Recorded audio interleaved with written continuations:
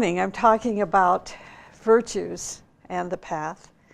I do want to welcome all of you here this morning and welcome all of you who are joining us remotely or via YouTube.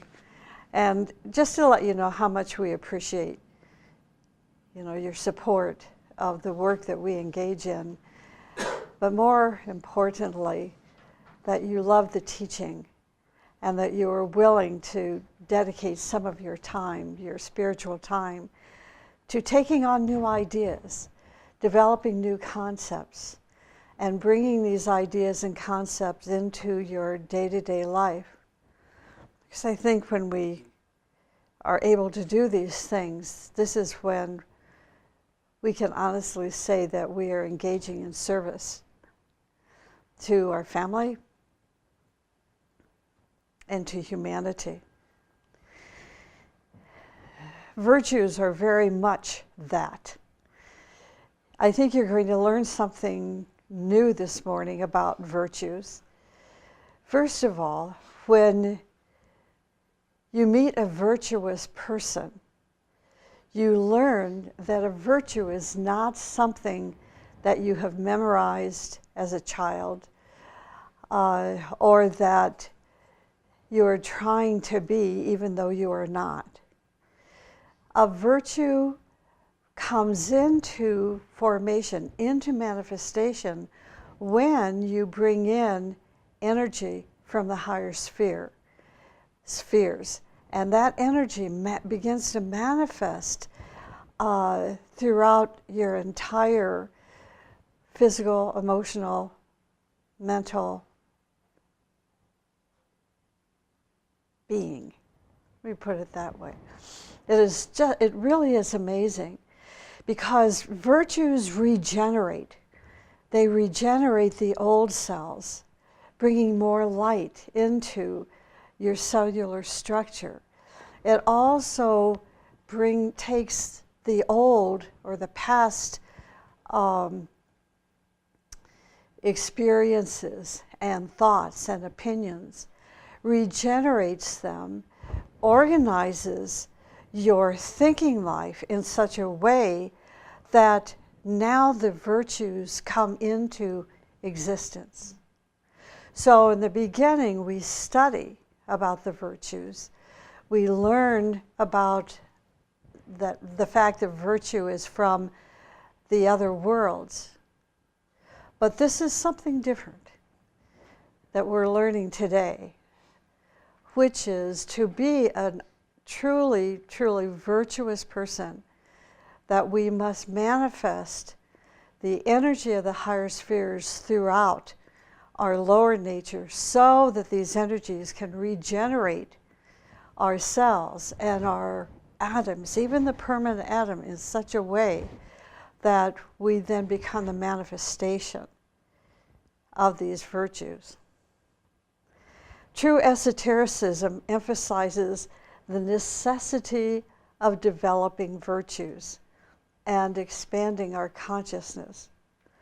Virtues are like, listen to this is so beautiful from the teaching, virtues are like flowers of a growing tree, like a group bush. When the spirit, the human soul, is truly developing and unfolding the virtues come into being as parts of our being, just like flowers on our own tree.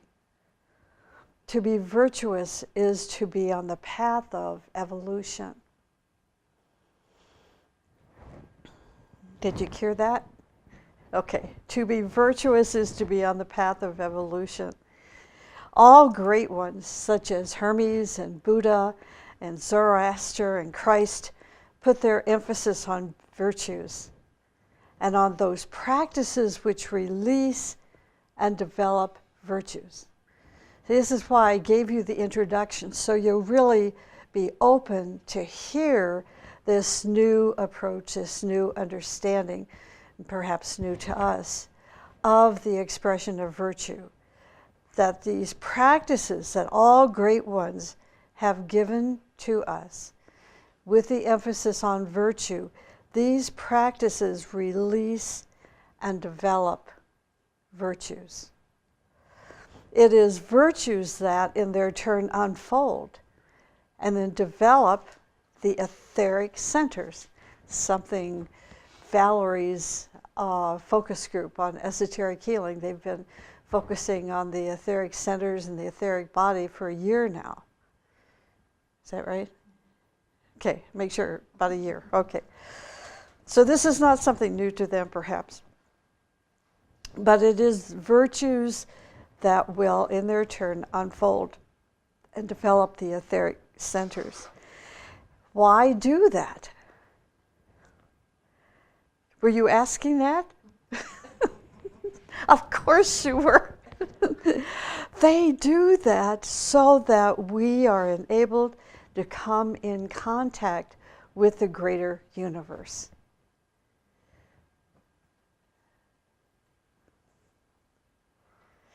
They are electrical lines. Virtues are electrical lines that put us in contact with the powerhouse of the cosmic etheric planes, namely the Buddhic, Atmic, Monadic, and Divine planes.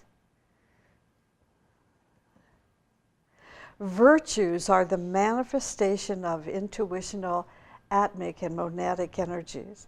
So when these energies find expression through our personality, that's when they turn into virtues. See, not into ego, not into vanity, not into self-centeredness, not into personal power, but into virtues so that we have greater contact with the greater universe. We can consider virtues in this way, and this is kind of a repetition here. They are the manifestation of intuitional, Atmic, and Monadic energies. When these energies find expression through our personality, they turn into virtues. They are like flowers on the path, creating what? Creating a successful, beautiful, and radiant life. Doesn't it make us hungry to bring these virtues into our life? To think when people come in contact with the presence of this energy that you carry with you, what's going to happen?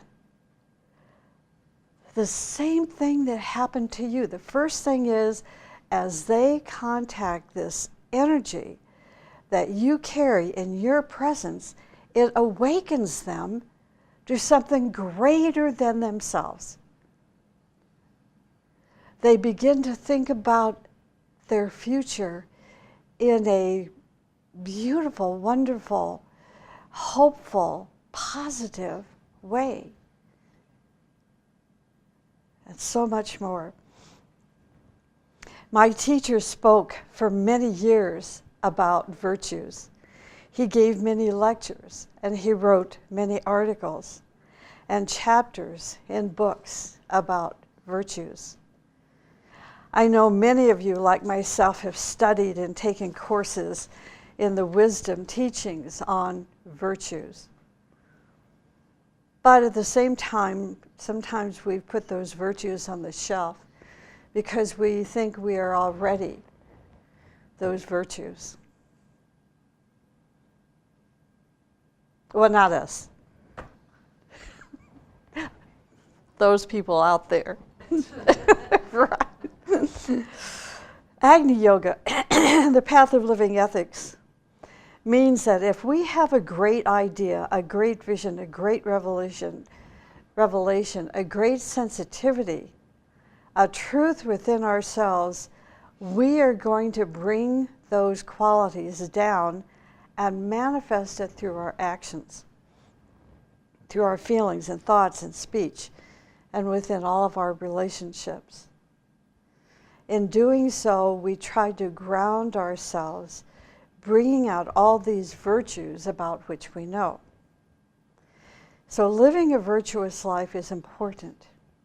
You know, it is important for our health, for our sanity, our creativity. Now, everything must have two polarities, positive and negative. And the middle one is the balancing point of these polarities. You must have spiritual visions and revelations. And also you must take these visions and revelations and make them a part of your daily life, part of your relationships.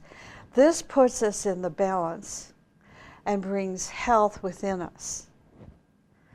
All your viewpoints and expressions are going to seem balanced to other people, and other people accept anything that is balanced.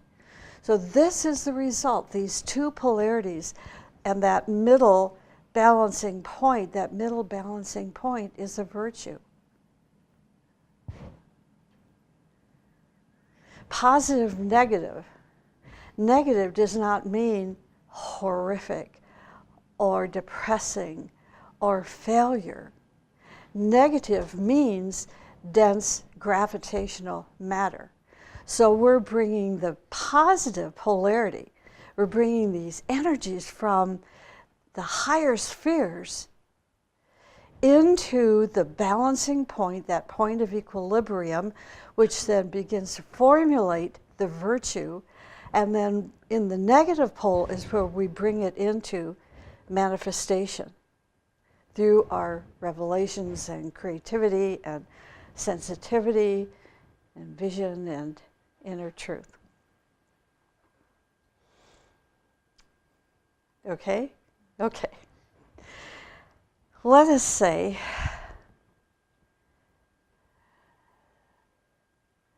that we are living a life for self-forgetfulness, harmlessness, and right speech, alongside striving and having within our minds the right motive for all of our expression and activities.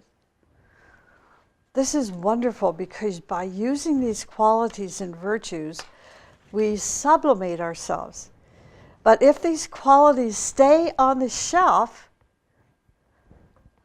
in the books and in some corners of our mind, they do not then transform our life. It is interesting to think,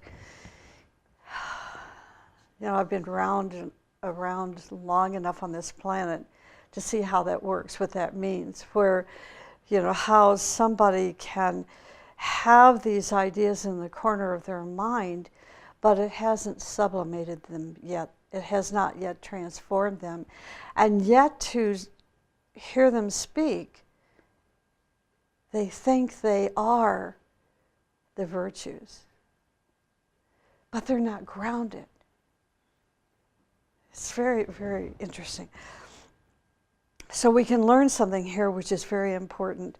Transformation of one's life occurs when our life, our emotions, our thoughts reflect and absorb and manifest the virtues that are found within our soul, within our higher mind, within our essence.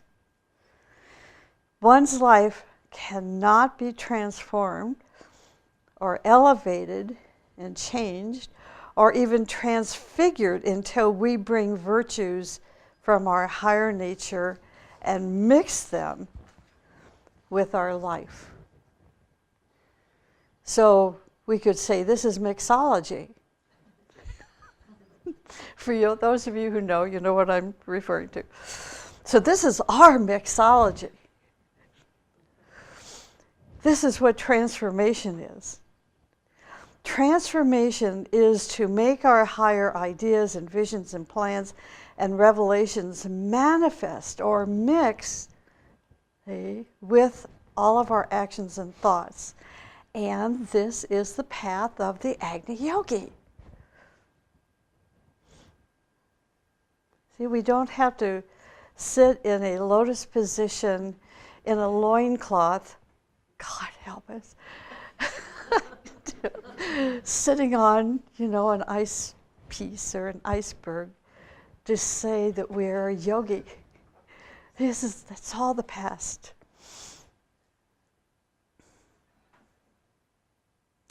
Living ethics. The path of Agni Yoga is what some of us are striving to live and bring into our daily life. You may say, I am a self-forgetful person, but you do not live that. You do not express it through your actions and feelings and speeches and thoughts. You are not yet a self-forgetful person. There exists, if you are not, there exists a cleavage in your consciousness. One part of your consciousness knows that self-forgetfulness and harmlessness and right speech, striving and right motives are beautiful, but they're still just in your mind. They're not fused with your life. See, there's no mixology going on here. We must take the great principles and make them live within our system. Otherwise, the more we dedicate ourselves to higher teaching and the more we read excellent books, the more obnoxious we become.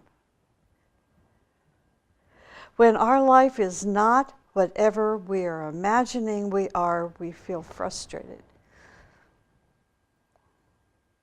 And we start running away from ourselves. We are telling all these ideas and worshiping all these ideas, but here on earth we are a hypocrite. When this happens, your consciousness divides itself into two. Now listen to this, it's a little complex, but you'll get it. When this happens, your consciousness divides itself into, like one and two. And these two consciousnesses fight against each other. Now what happens as we are engaged or embroiled in this fight against this and that, we become weakened and our integrity is destroyed. This is why Christ said, when a home is divided within itself, it does not exist anymore. If you are going to destroy, you are going to, not if, okay, you are going to destroy these cleavages within you by living the way you really believe. If you believe that friendship is a great thing, then you're going to live it, to manifest through your actions and relationships that you can be a friend. If you do not do it, the ideal friendship, the virtue of friendship, takes a part of your consciousness and then becomes something by itself, separate from what's real. If you become separate in a part of your consciousness from yourself, you have two identities within you. Are you with me? Okay.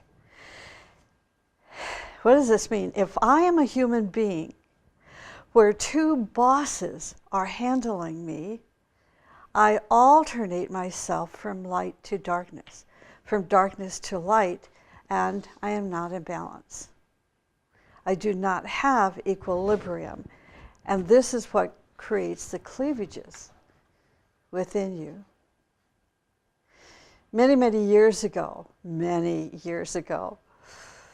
I received a letter from my teacher because I had sent him a letter and was bemoaning the fact that this teacher was telling me to do things that went against my principles. So here I have a teacher over here, and here I have another teacher over here. The past, and the future. And my teacher said, you cannot serve two masters at one time. took me a little while to really get it. I mean, I got it intellectually. But once I understood, see, that here I was receiving the pure, beautiful, true teachings by a true teacher. And over here, I was being served by the past. So I made a decision, and this is why we are told, just choose one path. You know, eventually that's what your goal should be. Just pick a path, pick a path. You know, educate yourself first. See which path really appeals to you, which teaching really appeals to you, and then stick with it. But too many people say, no, no, no, more is better. More is better. Yeah. And then they become divided.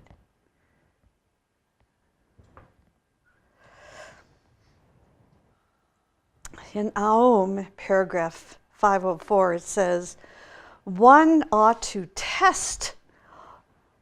See the continuity of these Sunday talks? Now we're talking about tests again. One ought to test all useful qualities. It is not enough to imagine courage, tolerance, devotion, and all that goes to make up the armor of achievement. He is not a fit leader who has not been proven fearless in action. Each one can imagine himself brave, taming the 5 lions or tigers, right? In our meditation this morning.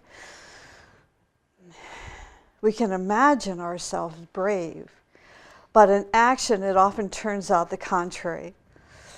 One needs to expose oneself to a great terror in order to prove to oneself whether or not fear can creep in. Think about that. When I speak about growth's dependence upon obstacles, I have in mind just such testings and actions. He goes on to say, thus, we have frequently seen self-imagined heroes who began to tremble at the first danger.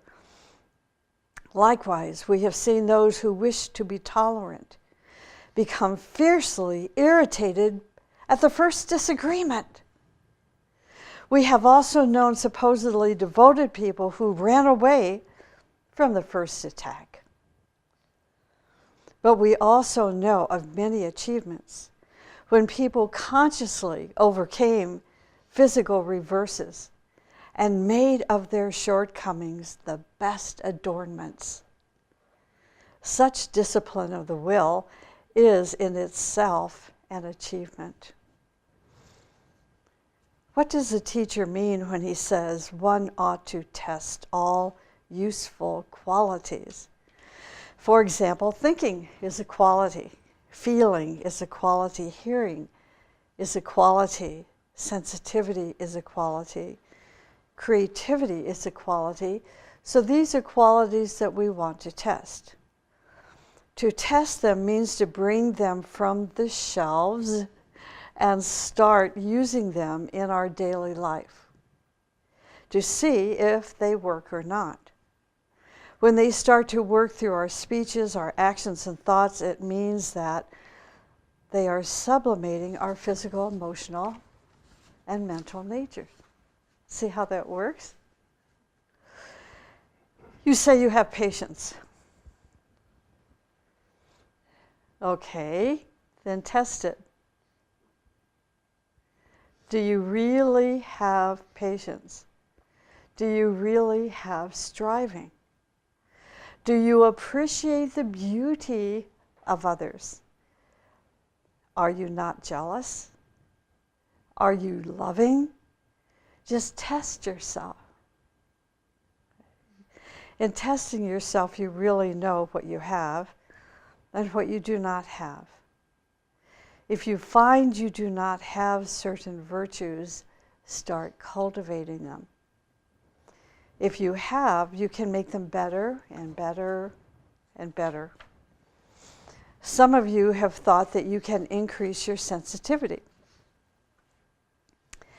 If you touch your pet, can you go beyond what you see and feel what your pet feels? Have you tried that? It's shocking. And at the same time wonderful, because it builds a new rapport between you and the animal kingdom. There was a doctor once who was able to tell the person's temperature. Just by touching, he says, oh, your nervous system is getting colder and colder. Imagine having a doctor like that. Can you touch a color? With your eyes closed, just touch a color and know what that color is. That is a sensitive. There is no growth until we meet obstacles. So when your life is really flowing like a beautiful river downhill, then we're not growing. It's so interesting that God created a world in which every minute we meet obstacles. How are we going to grow if we do not win the obstacles or overcome them one by one? So who is winning? Who is conquering them? It is the person who is actualizing his or her virtues. You are conquering the world through your virtues. When we are meeting obstacles and seeing that we have this weakness or that weakness, which is already building some knowledge about ourselves, we know about ourselves from what is happening. See, this is what it means to be on the path of Agni Yoga. It's not to impress others with how much we know. It is not about memorizing certain passages from spiritual books. It is about freeing our spirit, freeing our soul in such a way that we begin to realize this is what life is. This is what life is about. The teaching is to teach us what life is about so that we can live the teaching. It is not to stand on a pulpit or behind a pulpit. That would be funny, standing on a pulpit.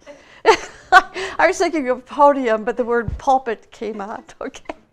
It was like standing behind a podium, standing behind a pulpit. I'll get it. Be patient. I'll get it. So it's like standing behind a pulpit, preaching to your congregation what Agni Yoga is, or what the Bible is, or what the Quran says. But then the minute you step down from the pulpit or off the podium, see, I got it. You forget everything. That's the person who has all these ideas in the corner of their mind, but they haven't mixed them yet. They haven't gone through the process of mixology to where it's now precipitated into their day-to-day life through their personality bodies. Willpower is the source of all energies. If you have real willpower, the God within, you have light and love. The light and love, and you can balance them. If you are doing meditation and then stop doing it, what is stopping you? It is a lack of willpower. Now, I know some of you are sitting here saying, but you told me not to meditate. Sometimes you are told not to meditate because of your health. And there are really good reasons for that, but I'm not talking about that. I'm talking about the person that's meditated for a few years or a few months, and then they stop. And they'll say, well, it's because I'm too busy, or meditation just isn't for me. No, the answer is because it is a lack of willpower. When you get an assignment and do not finish it, what stopped you? You'll say, look, I really tried, but I was just too busy. No, the answer is willpower. You had no willpower. You say, I'm going to the university and finish my doctorate's degree, and you do not. What stopped you? Your willpower is not standing behind you and pushing you to be successful. Whenever your willpower is defeated, you are defeated. So try to develop your willpower by doing things which seem to you difficult to do. For example, you say, I am going to live a life of self-forgetfulness. And you do not. What stopped you? Your willpower is not standing behind you and pushing you to be successful. Wherever your willpower is defeated, you are defeated.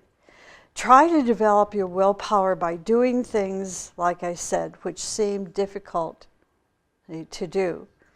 You are going to live a life of self-forgetfulness, not to please those you have irritated with your vanities, but for the sake of developing your willpower. I do not talk very much about myself. And people say, well, I can remember back in the days of my youth and playing the violin, and I was very accomplished. And people would come up to me and say, why don't you talk about your accomplishments? Who cares? Who cares about my life? The people don't. Not unless you're a Mahatma Gandhi or, Nelson Mandela or a Mother Teresa. They don't care about your life. I like to talk about the teaching. That is where it is at for me. I look at the audience and think, why did they come to class tonight? Or why did you come here to listen to this lecture today? To hear about my life? To hear about my family life? Or am I this or that? No, of course not. They came to learn more from the teaching. Sometimes a new presenter likes to talk about him or herself, about her daddy or her career or this or that, in such a way that is totally separate from the teaching. Why is that? She has not yet learned self-forgetfulness. Now, in the past age, the Piscean age, we were to develop devotion. So many of the Piscean age teachers drew a lot of attention to themselves, revealed some of their inner life to their students, so the students would see a hero in front of their eyes. But in the Aquarian age, we are all about service, serving humanity, not serving a guru, living the plan of hierarchy. The Aquarian age is about the soul group. If you are talking about yourself, you are still living in the Piscean age. Today we are learning self-forgetfulness, a very great virtue. So a great sage can give us a task to help the world. The task, the virtue, then becomes a beacon of light upon your path. Now let me conclude with this, because it just came to me. It's so neat. Think about all the virtues that you know, and if you don't know them, you can go into volume 2 of the book Psyche and Psychism by Torquem Serderian. And you can find these books on our online bookstore. Go through that list of virtues, the virtues of the novitiate, the beginner, and the virtues of the inner lotus. And say, one of those virtues will speak to you. It's like you list all of these virtues across the stage in front of you, and you're sitting down in the audience, and one of those virtues will be completely bathed in light, and a beam is coming right to you from that virtue. That is a virtue for this life, for you, for your soul, that will put you on this lightning speed path of evolution. And that's the virtue that you're going to want to bring into and mix with your mental, emotional, etheric, and physical bodies.